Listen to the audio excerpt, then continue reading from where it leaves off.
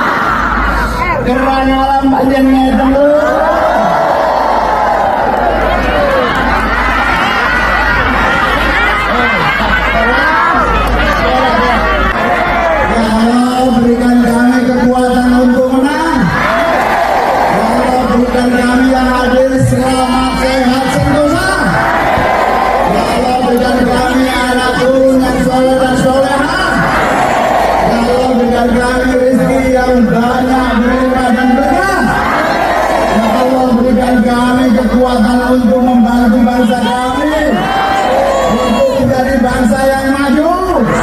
Ya Allah, jadikanlah bangsa kami bangsa yang mulia, bangsa yang penuh damai dan ketentraman, bangsa yang tidak pernah ada konflik dan kekerasan.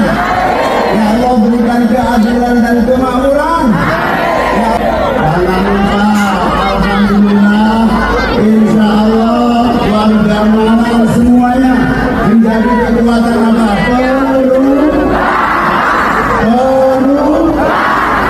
Perubahan kaya apa? Sing nganggur dadi kerja kabeh. Masih banyak pengangguran enggak? Maksudnya nganggur kita. Gak bahaya kan? Insya Allah tanda-tanda kemenangan dari Malang. Mas Anies, satu kalimat apa makna perubahan? Lebih mudah hidupnya, lebih hidup lebih murah, kesehatan lebih baik, pendidikan lebih murah. Insya Allah perubahan jadi menentukan keadilan. Insya Allah. Matur nuwun Mas Anies, matur nuwun sedaya warga Malang.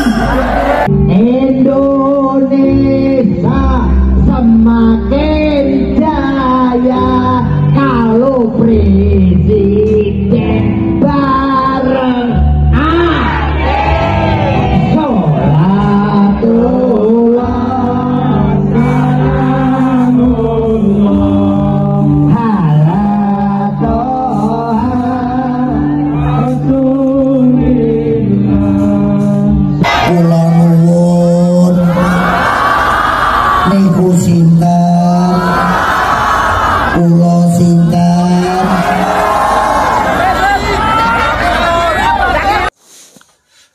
Wow, banyak selamat ya untuk Pak Anies, Caimin, sukses mendatangkan banyak manusia. Sebelumnya di Makassar mereka juga sukses. Lalu kemudian kemarin di Malang sukses juga ya. Banyak banget nih ya masyarakat yang datang, masyarakat yang hadir. Akan tetapi guys ya, saya justru merasa bersyukur ya, merasa ya senang aja sih ya melihat banyaknya manusia yang hadir dalam acara Pak Anies dan Caimin ini.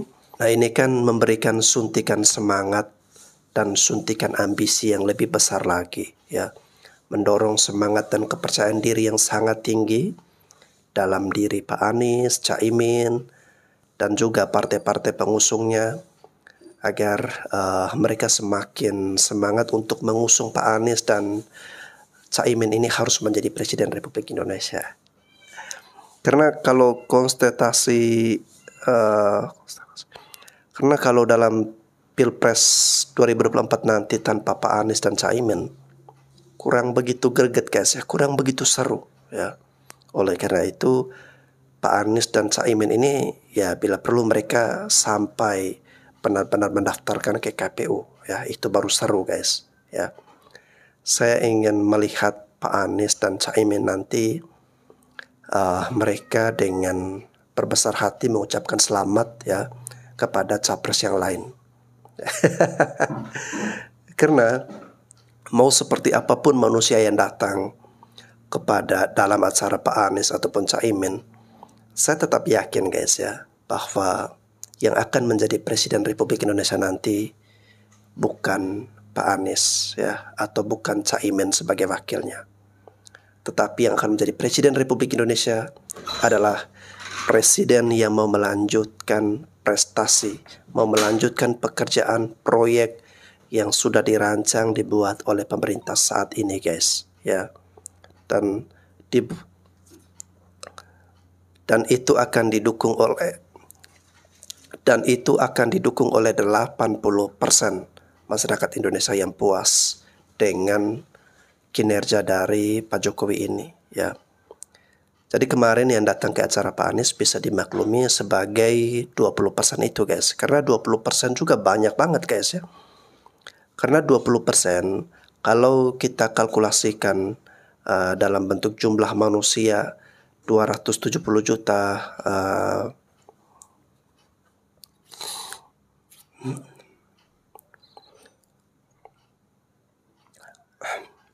karena 20% ini jumlahnya jutaan guys ya. Kalau kita mengcover kali bagi dari jumlah keseluruhan penduduk Indonesia ya. Jadi anggap saja yang kemarin datang ke acara Pak Anies dan Caimin ini adalah bagian dari 20% itu ya. Artinya sangatlah sedih. Artinya meskipun banyak yang hadir tetapi ya tidak mempengaruhi ya. Dan itu masih sangat sedikit guys ya kalau hanya 20% yang mendukung Pak Anies dan Caimin. Lalu yang berikutnya yang menguatkan keyakinan saya bahwa Pak Anies tidak akan menjadi presiden adalah berbagai lembaga survei yang terpercaya guys ya, bukan abal-abal. Yang terpercaya itu selalu menempatkan Pak Anies ya dalam angka yang rendah guys ya, yang paling bawah ya. Dan itu bukan dibuat atau dipesan yang selama ini di framing oleh pihak-pihak dari Pak Anies ya, tetapi itu benar adanya seperti itu. Oleh karena itu ya nggak apa-apa banyaknya manusia yang hadir dalam acara Pak Anies, tetapi malah bagus untuk memberikan semangat Pak Anies pada Caimin untuk tidak lemah lesu loyo, tetapi memberikan semangat bagi mereka ya. Mau seperti apapun,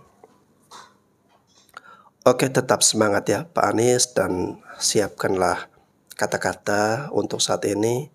Jika nanti kalah ya bagaimana cara mengucapkan selamat kepada capres lain yang menang, itu harus dirangkai memang saat ini Pak Anies ya. Biar nanti mungkin takutnya ada salah kata ya. Jadi harus dirancang sebaik mungkin saat ini. Oke guys, ini tayangan hiburan buat kita semua. Mari kita dengarkan komentar-komentar ataupun cuplikan-cuplikan video berikut ini. 2 ya. 1, 2. Spanish lucu 2. 1, 2, 3. Ini lagi di Kota Malang tuh, Gus Muhaimin. Ini ratusan ribu orang hadir untuk semangat perubahan untuk Indonesia lebih baik. Oh, Cak Toreng, aku wong Malang, Cak Toreng ya.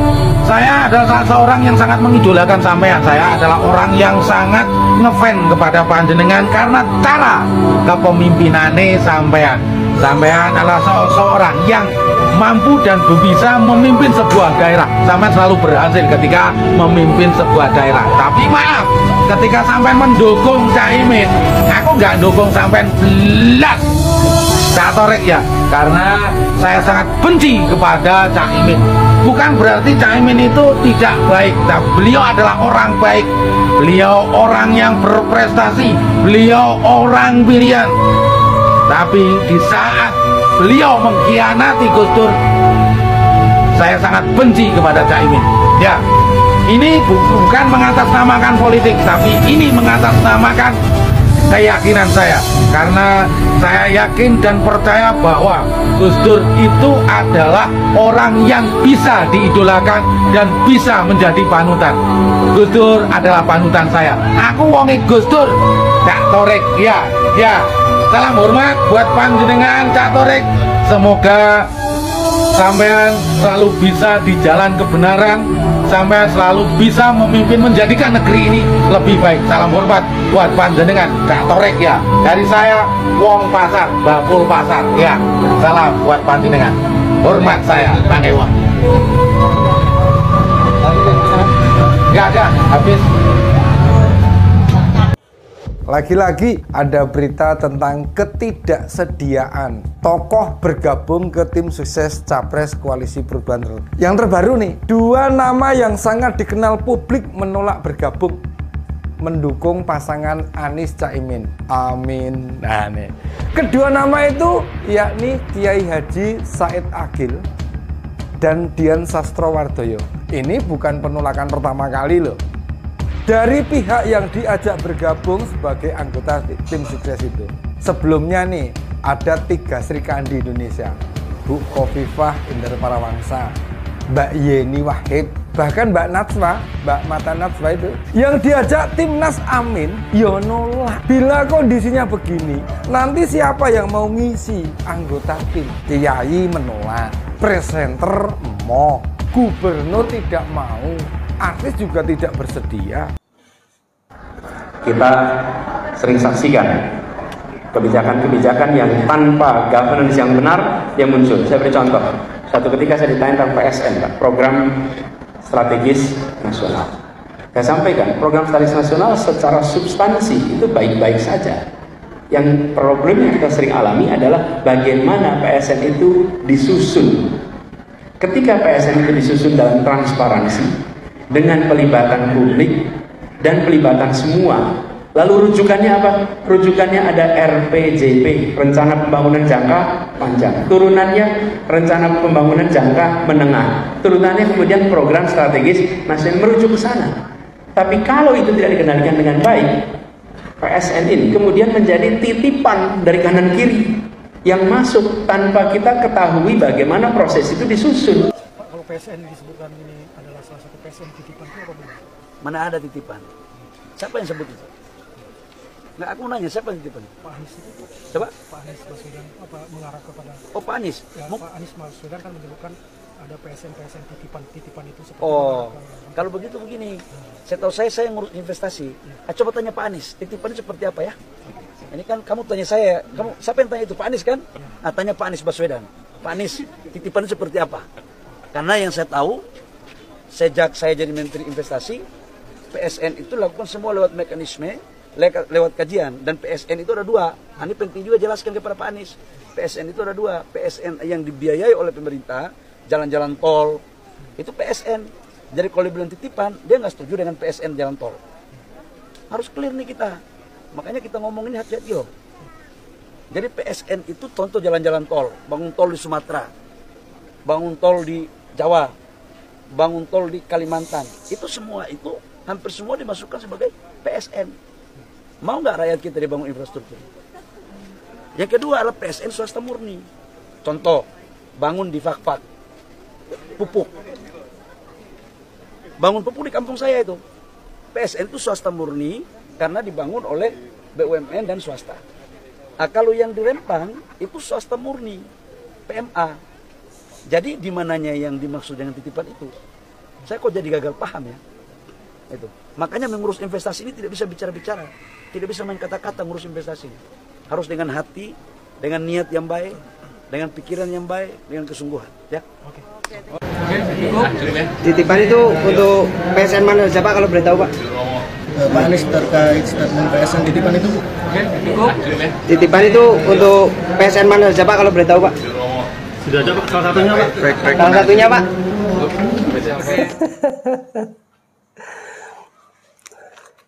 Lucu aja guys ya. Ya berani mengeluarkan pernyataan tersebut ketika diminta klarifikasi. Jadi tidak tahu mau menjawab atau mau mengklarifikasi seperti apa. Ngomong apa Mak? Anies Presiden 2024. Pertanyaan saya, apakah cara berkampanye Pak Anies nanti akan mengulang kembali dari apa yang sudah pernah dilakukan di Pilkada DKI dengan menggunakan isu SARA, dengan menyebarkan hoax, dengan ancaman dan persekusi?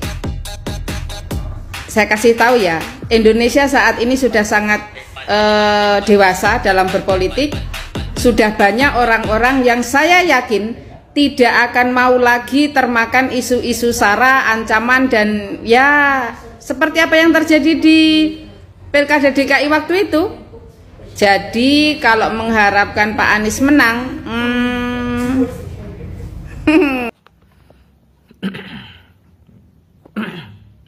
ini balasan dari salah satu senior saya. Beliau yang balas ini, yang komen ini adalah calon anggota DPRD Kota Malang. Mohon dibantu mensukseskan beliau karena saya bersaksi bahwa beliau ini orang baik, gagasannya brilian, dan beliau nyalon dari PKB. Saya pribadi sangat mensupport beliau karena saya paham dan mengerti betul bahwa beliau orang baik dan gagasannya luar biasa berkaitan dengan kemajuan Kota Malang ke depan. Jadi yang komen ini adalah senior saya, teman saya, dan juga sahabat saya sekaligus kakak saya yang kebetulan sekarang nyalon di Kota Malang untuk DPRD Kota Malang. Namun lain halnya dengan untuk Pilpres, saya tidak akan pernah mensupport kakak saya ini karena kenapa? Ya bedalah.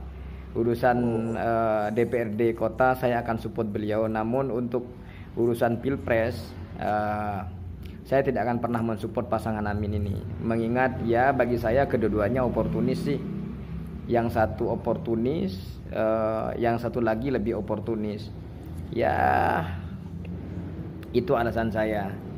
Saya mencoba untuk mendekatkan pemikiran-pemikiran saya terhadap track record.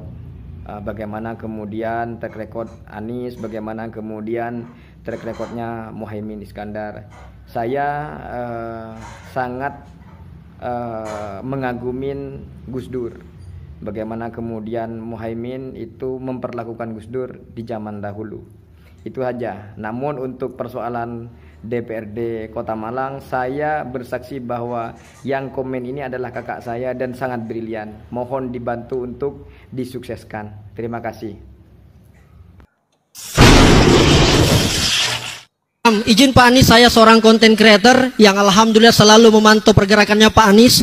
Pak Anies ini punya kesempurnaan yang luar biasa. Cuma satu jikuranta ini Pak Anies, belum kita fallback Instagramku, itu saja kurangnya. Result system ya itu kira-kira. Saya ingin menyampaikan kepada Pak Anies dan seluruh dan jawaban Instagram tadi, anak kecil ke pasar Antang, ada ibunya yang menemani. Kami ucapkan selamat datang di Kota Makassar, negerinya pemberani.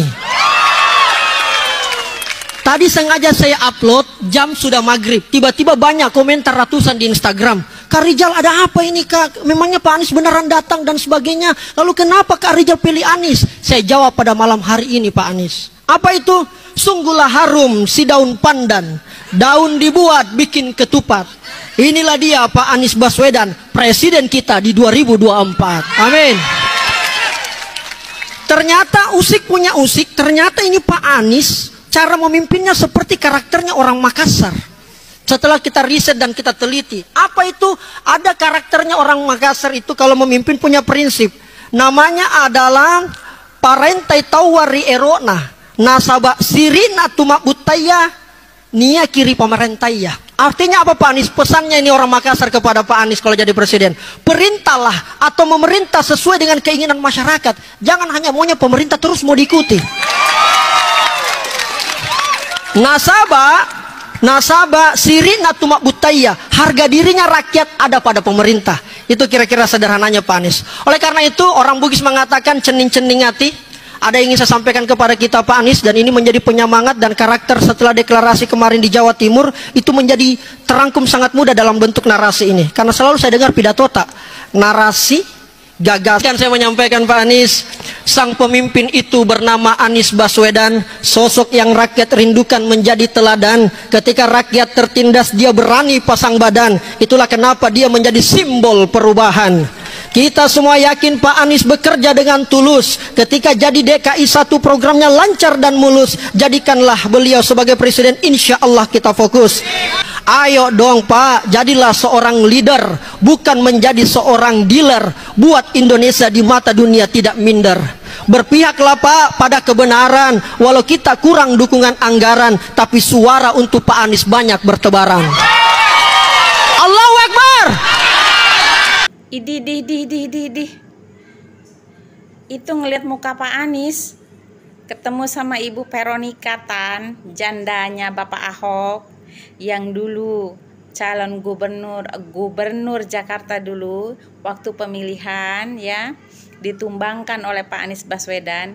Sekarang ternyata Pak Anies sering berhubungan dengan Ibu Veronica Tan gitu, sering ketemuan. Ih, genit banget sih Pak Anies, ya Allah ya Tuhanku. Baru tahu Pak Anies itu ternyata orangnya begitu ya, genit gitu. Gimana ya kalau Pak Ganjar hanya iklan, hanya hadir di iklan saja waktunya azan, itu pun digoreng sampai hangus oleh adrun.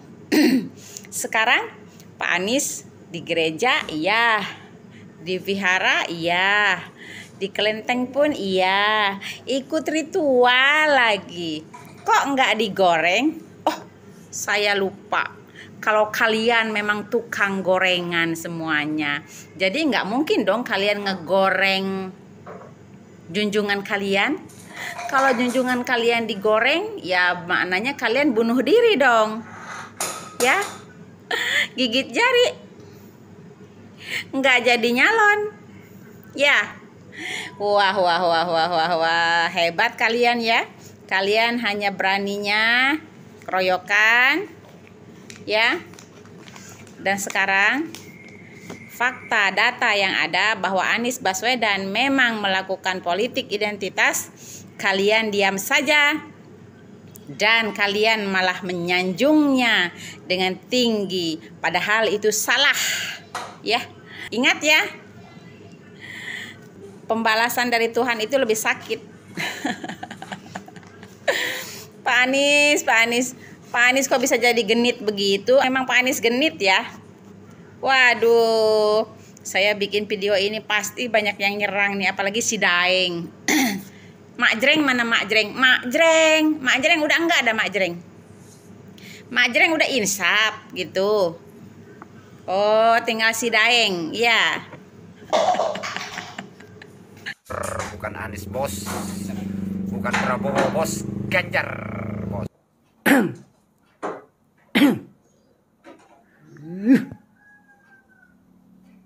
Maaf ya, saya setik ya. Maduranya mana? Maduranya mana lo? Saya orang Madura. Saya asli orang Madura. Aduh, saya lihat api saya. Pas mau ngikutin api, leser-leser. Ada orang, aku orang Madura. Bukan Prabowo, bukan Anies, Ganjar katanya. Saya orang Madura. Umumnya orang Madura seluruh. Buka telinganya. Seluruh. Pak Anies. Gitu loh, mantul. Salam NKRI. Kalau dipimpin Anies, Indonesia semakin makmur dan keadilan merata. Kita lihat ya. Di sini saya ingin mencoba menjelaskan apakah betul seorang Anies Baswedan mampu memimpin Indonesia. Saya akan memberikan data bagaimana Jakarta dipimpin oleh Anies Rashid Baswedan selama 5 tahun. Saya akan membahas tingkat kemiskinan dan juga kebahagiaan aja ya. Data yang saya ambil ini dari Badan Pusat Statistik Nasional, dari Badan Pusat Statistik Jakarta, dengan websitenya bps.go.id.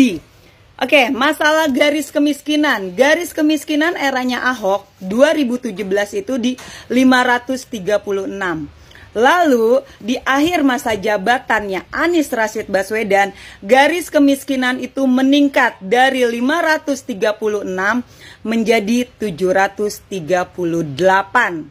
Jumlah penduduk miskin di eranya Ahok, jumlah penduduk miskin kota Jakarta itu 389,69. Dan di eranya Anies Rashid Baswedan, jumlah penduduk miskin di kota Jakarta meningkat menjadi 502,04. Persentase kemiskinan di eranya Ahok 2017 di 3,77%. Dan di eranya Anies Rashid Baswedan, persentase kemiskinan kota Jakarta meningkat menjadi 4,69%. Membahas tingkat kebahagiaan warga atau tingkat kepuasan warga Jakarta ketika dipimpin oleh Ahok dan Anies Rashid Baswedan. Ketika dipimpin oleh Ahok, tingkat kebahagiaan warga Jakarta itu di 71,33%. Dan di eranya Anies menurun menjadi 70,68%. Apakah ini bisa dikatakan bahwa Anies mampu memimpin Indonesia? Buat kalian yang tidak percaya dengan data yang saya berikan, silahkan saya tantang kalian untuk mendatangi langsung kantornya Badan Pusat Statistik Nasional, Badan Pusat Statistik Jakarta. Apakah data yang diberikan oleh BPS itu adalah hoax atau tidak benar? Saya tantangin. Oke, buat rakyat Indonesia, saya harap saat ini kalian kan semakin cerdas. Saya rasa pola pikir dengan kemajuan digitalisasi, rakyat Indonesia semakin cerdas pastinya.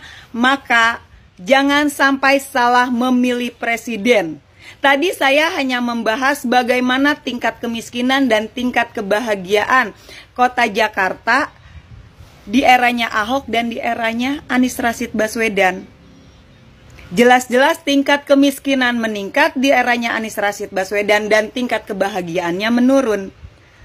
Apakah orang seperti Bapak Anies Rashid Baswedan layak, pantas untuk menjadi pemimpin di negeri ini? Sementara untuk memimpin kota Jakarta selama 5 tahun aja, tingkat kemiskinan meningkat. Nggak kebayang jika dipimpin oleh Anies Rashid Baswedan Indonesia. Bagaimana nanti ke depannya? Oke, ayo sebagai rakyat Indonesia, kita gunakan akal sehat, logika yang waras, pilih pemimpin yang memang betul-betul terbukti rekam jejaknya, bukan hanya dengar kata orang, tapi biasakan cari data, fakta, dan rekam jejak. Karena suara kalian menentukan nasib bangsa Indonesia selama 5 tahun ke depan. Salam NKRI. Anies Baswedan gagal menjadi khotib di Masjid Sumeneb, ya. Nama masjidnya yaitu Nur Muhammad. Kenapa gagal? Kenapa gagal? Karena mungkin mereka, ya, lawan politik Anies Baswedan ini takut, ya. Pertama, ya, takut elektabilitas Anies semakin menanjak, ya, terutama dari mayoritas umat Islam, ya, sebagai konstituennya. Yang kedua, lawan politik Anies Baswedan ini tidak mampu tidak mampu menjadi khotib Jumat. Maka dari itu, daripada muncul akhirnya indikasi yang negasi, ya, terhadap lawan politik Anies, gitu kan. Nah, lebih baik dibatalkan. Siapa yang batalkannya?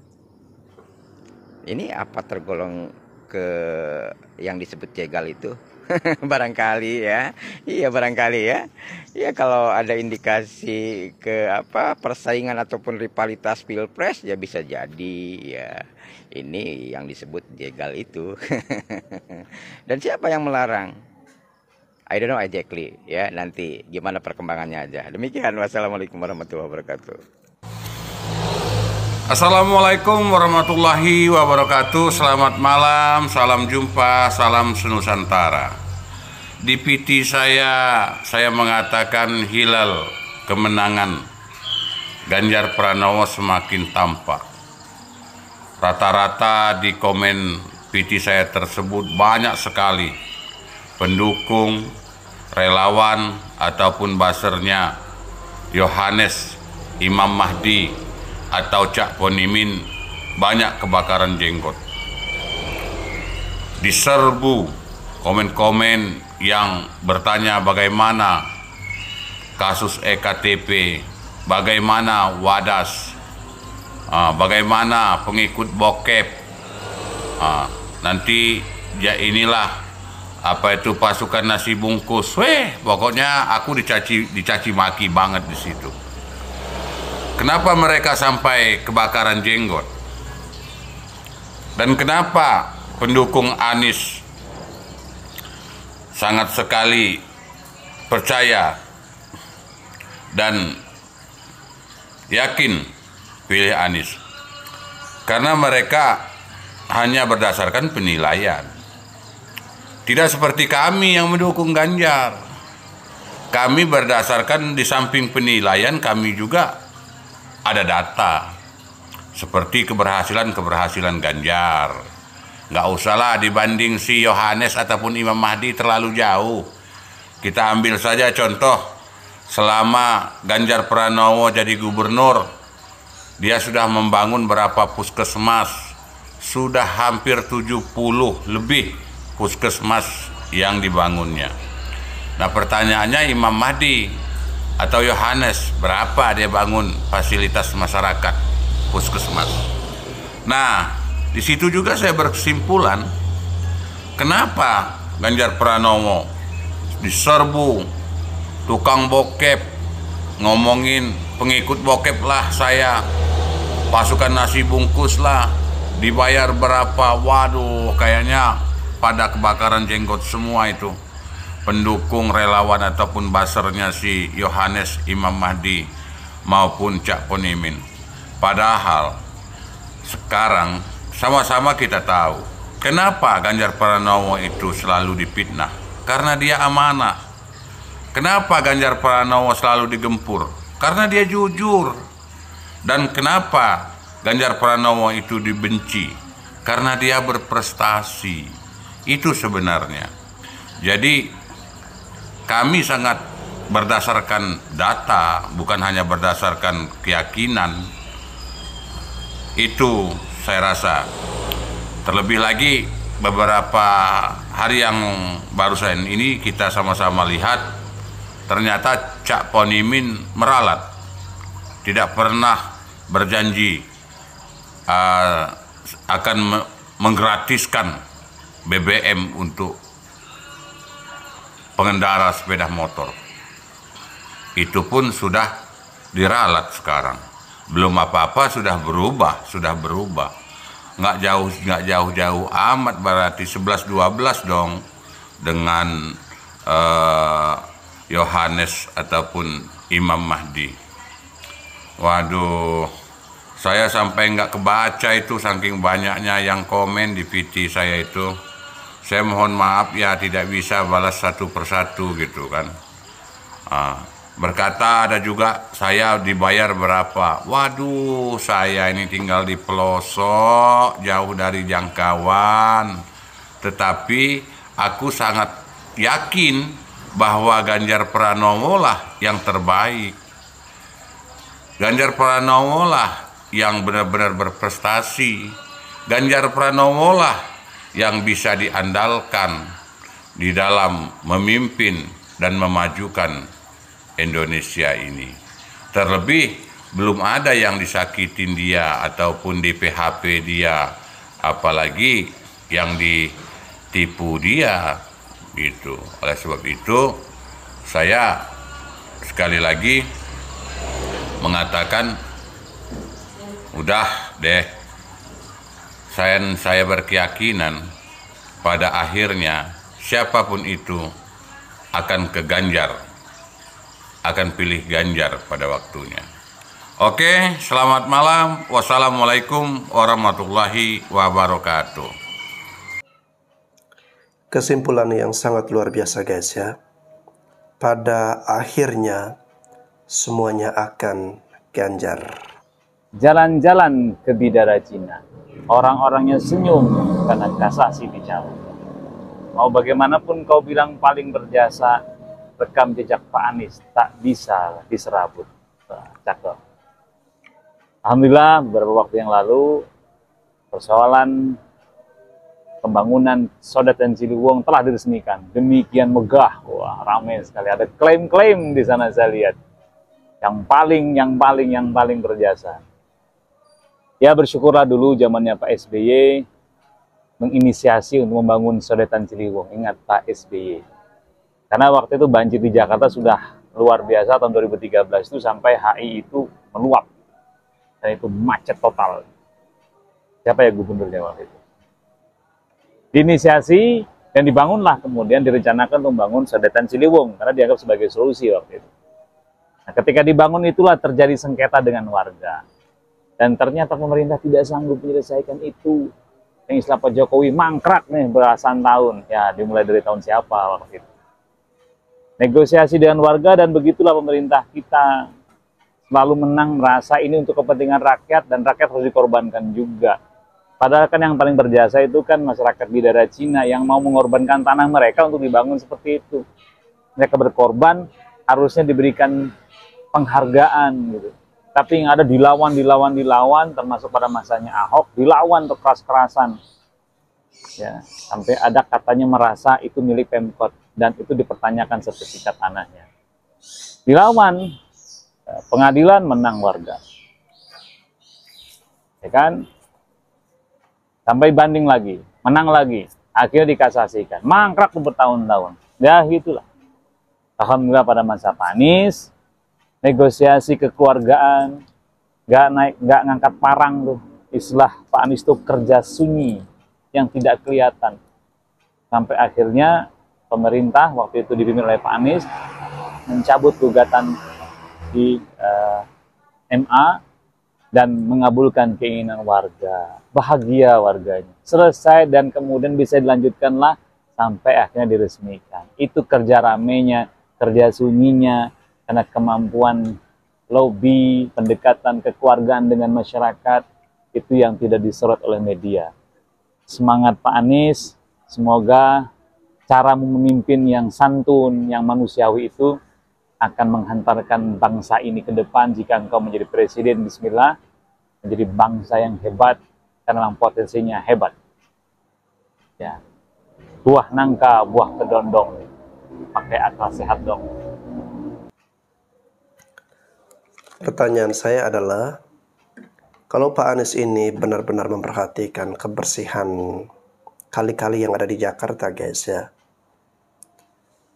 kenapa pada saat warga meminta Pak Anies untuk mengeruk Kali Mampang itu, Pak Anies nggak mau melakukan, ya. Bahkan warga harus sampai bawa permasalahan ini, menggugat Pak Anies ke pengadilan agar Pak Anies mau mengeruk kali-kali yang sudah penuh atau lumpurnya itu, yang menyebabkan kali-kalinya itu kurang lancar aliran airnya, ya. Nah ini kan gimana gitu guys ya. Seorang pemimpin ketika diminta untuk bekerja oleh rakyat ya, tapi nggak mau. Tapi dia mau bekerja setelah digugat, setelah melalui proses hukum. Mengomentari komentar yang di atas nih ya, dari akun Ihsan 4609. Anies Baswedan yang terbaik menurut Anda? Menurut saya tidak. Kalau menurut Anda yang terbaik apanya tuh? Tugu mesumnya kah? Tunggu bambu mesumnya kah? Tugu sepatunya kah? Batu bronjongnya kah? Itu yang terbaik kah? Atau tugu peti mati yang terbaik? Orang semuanya gagal, terbaik bagaimana? Kau itu baca dong ya, banyak membaca, banyak belajar, banyak lihat-lihat. Kalau Anda orang Jakarta itu dilihat kerjanya Anies itu apa. Oh, DP 0 aja gagal, OKOC gagal, pengolahan sampah di Sunter gagal, JIS gagal, direnovasi lagi sama pemerintah. Itu hebatnya itu di mana? Jangan membodohi publik, bicara sesuai fakta, oke? Fakta yang bicara, jangan kata-kata bisa diolah. Paham nggak? Anda masih muda, masih giat-giatnya belajar, seharusnya belajar, banyak membaca, yang benar katakan benar, yang sah katakan salah, ya. Jangan DP 0 gagal lu bilang benar, itu jangan. Jujur. Jadi bibir mengucapkan, hati itu yang sesuai. Jadi hati sesuai harus dengan bibirnya mengucapkan. Jangan hatinya A, bibirnya bilang B, jangan. Ya, itu baru kata-kata yang benar sesuai fakta gitu loh. Kasih edukasi yang benar di publik itu. Iya katakan iya, tidak katakan tidak. Begitu anak muda, siapa nama kamu itu? Jangan demi kamu amplop, buruk dibilang bagus. Nah sekarang pohon-pohonnya di Monas itu ditebangi, itu pohonnya kemana, duitnya kemana. Itu yang kamu harus pelajari, itu harus banyak membaca. Kasarannya kamu harus banyak piknik lah ya, jangan di dalam tempurung saja, oke? Dengan banyaknya pemberitaan Pak Anies Baswedan sekarang ini, kalau saya melihat justru akan menaikkan elektabilitas Pak Anies Baswedan sebagai kandidat yang terkuat nantinya di Pilpres di tahun 2024. Mengapa demikian? Karena kalau misalkan setiap harinya Pak Anies Baswedan ini diberitakan, ya diisukan dan lain sebagainya, otomatis semua di pemberitaan itu menyebutkan nama Pak Anies Baswedan. Jadi menurut saya ketika nama Pak Anies Baswedan ini sering disebutkan di media, setiap harinya, bahkan itu setiap menit, setiap jam, ini akan berpengaruh tentang elektabilitas Pak Anies Baswedan, kenaikan suara Pak Anies Baswedan di masyarakat. Karena tidak bisa kita pungkiri ya, baik itu di sosial media, baik itu di televisi, itu masyarakat sudah tidak lagi tidak lagi terbatas dengan hal-hal tersebut ya. Kalau misalkan masyarakat di pedesaan misalkan nonton TV, di pemberitaan itu munculnya hanya Pak Anies Baswedan terus, itu akan secara secara refleks akan merekam ya, akan mengetahui bahwa Pak Anies Baswedan itu adalah calon presiden, akan nge-save ya secara langsung di pikiran mereka bahwa Pak Anies Baswedan itu ini loh sosoknya, ini loh orangnya. Jadi menurut saya dengan makin maraknya Pak Anies Baswedan diberitakan di televisi atau di internet, itu akan justru menambah suara Pak Anies Baswedan nantinya di tahun 2024, insya Allah ya. Ini hanya pandangan saya kalau misalkan melihat dalam sisi personal branding ya. Jadi itu tadi ya, dari pemberitaan ini justru kalau saya melihat Pak Anies Baswedan makin naik polling suaranya nantinya. Karena apa? Masyarakat karena disuguhkan dengan berita yang muncul nama Pak Anies Baswedan terus, justru akan mempengaruhi suara Pak Anies Baswedan di tahun 2024. Dengan banyaknya pemberitaan Pak Anies Baswedan sekarang ini, kalau saya melihat... Halo, selamat siang Bang. Ya, Anda saya lihat adalah penggemar atau pendukung berat dari Bapak Anies Baswedan. Namun pada kesempatan ini saya akan mengomentari video Anda, yang dimana Anda sangat berharap bahwa Pak Anies yang akan memimpin NKRI ini pada tahun 2024 dengan adanya media, ya, setiap hari, setiap detik, setiap menit, Pak Anies selalu diberitakan oleh media. Yang jadi pertanyaannya, Anda mengatakan dengan setiap detik, setiap menit Pak Anies diberitakan di media, itu secara tidak langsung akan mendongkrak suara Pak Anies. Tapi menurut saya, penilaian Anda itu sangat salah. Karena kenapa? Setiap detik, setiap menit Pak Anies diberitakan di media itu bukan tentang keberhasilan beliau, tetapi yang diberitakan ini selalu hal-hal yang tidak baik, ya, kepada Pak Anies. Ya, contoh-contoh, ya, selama beliau memimpin DKI Jakarta, itu yang selalu diberitakan oleh media, bahwa Pak Anies memimpin Jakarta tidak ada keberhasilan. Ya, jadi secara tidak langsung, ya, dengan pemberitaan ini orang-orang sudah bisa menilai, mengambil keputusan bahwa Pak Anies tidak layak untuk dipilih. Ya, kira-kira seperti itu. Karena untuk masalah media, dari kota sampai ke pelosok-pelosok sekarang ini sudah ada. Ya. Jadi bukan hanya orang di kota yang mengetahui rekam jejak Pak Anies Baswedan yang tidak mampu bekerja, tapi hanya banyak memberikan janji, tetapi realisasinya tidak ada. Ya, bukan saja di kota, tetapi sampai di pelosok.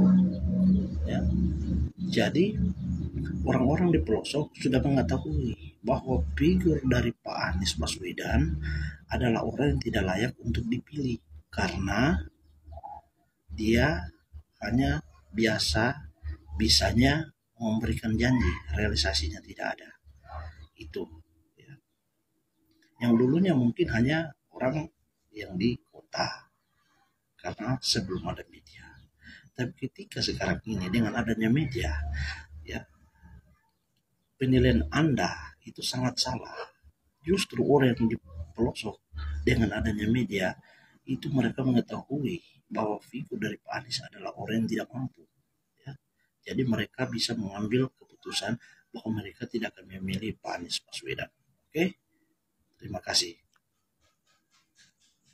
Dengan banyaknya manusia yang hadir dalam acara Pak Anies, ya, saya tetap percaya dan yakin bahwa Pak Anies tidak akan menjadi Presiden Republik Indonesia, ya.